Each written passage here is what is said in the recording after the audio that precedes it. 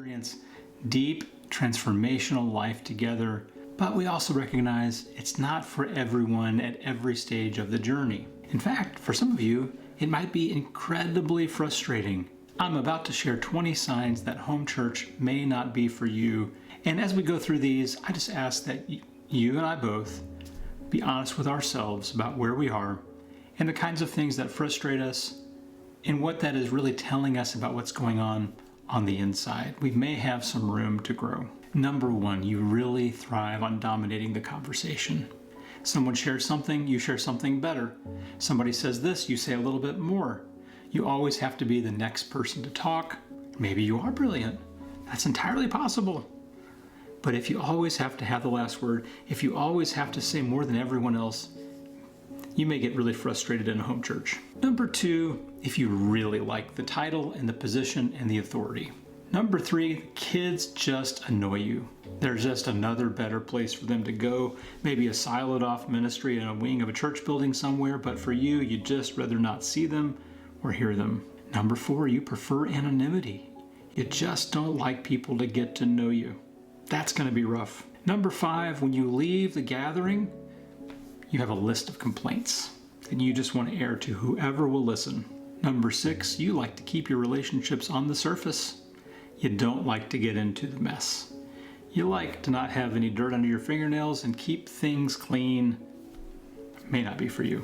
Number seven, you see the gathering as a place to get rather than to give.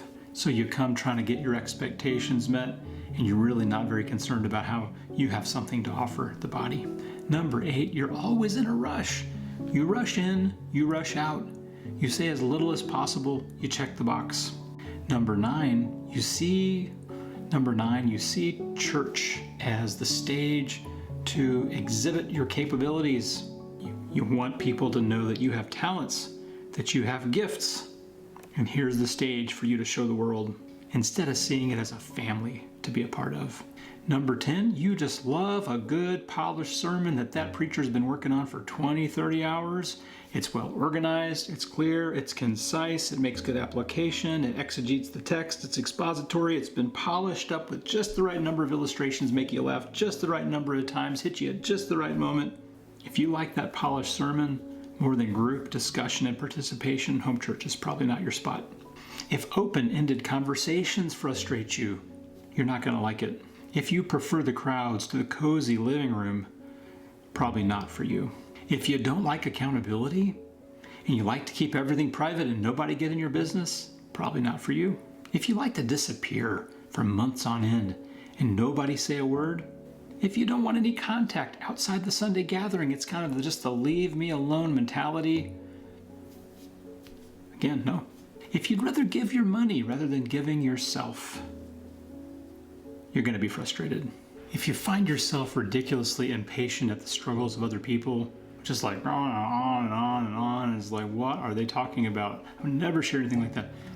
Home church is not going to be a good fit for you. You're going to hear what people are going through, and you're there to help them, right? And you can't help every person every time, but what did Paul say in 1 Corinthians 12? When one part rejoices, every part rejoices with it. When one part suffers, every part suffers with it. Part of being in the body is feeling what the body is feeling. Number 18, if prayer out loud just feels too personal, you're gonna have a hard time with that. It's a place for some growth. Number 19, if shared silence just makes you squirm and you just want to blurt something out, that's gonna be a challenge. Number 20, the last one, if you are dead set on avoiding having people see your real spiritual life, mission not accomplished in home church, that's going to rub you the wrong way. Now, if you find yourself nodding at some of those, chuckling at some of those, there may be some truth to some of it for you. And you may be in a home church. It just may be an area of growth for you. Maybe you recognize that there's some challenges in here for you, and you're willing to take those challenges head on. I would say that home church may actually be the very best option for you if you're in that position, and here's exactly why. The things I just listed are largely going to go unchallenged in a traditional church. You can kind of get away with those things and there's no opportunity for growth in that regard. And so you can just kind of slide in there and slide out and nobody's going to even know that this is what's going on. The only way to change that is to be in an environment where that is not accepted. and you want to embrace that different thing, but it's going to take some adjustments on your part. Home church may be the best place for you. If all 20 of these have you nodding your head, then I know a really good traditional church that's near your home. Totally kidding. Maybe. See, home church is not about perfection. It's not about a list of people who get all 20 of these right. It's about growth. It's about challenge. It's about discipleship. If you're set on anonymity, you're also set on low transformation, low spiritual formation. That's just the way it works.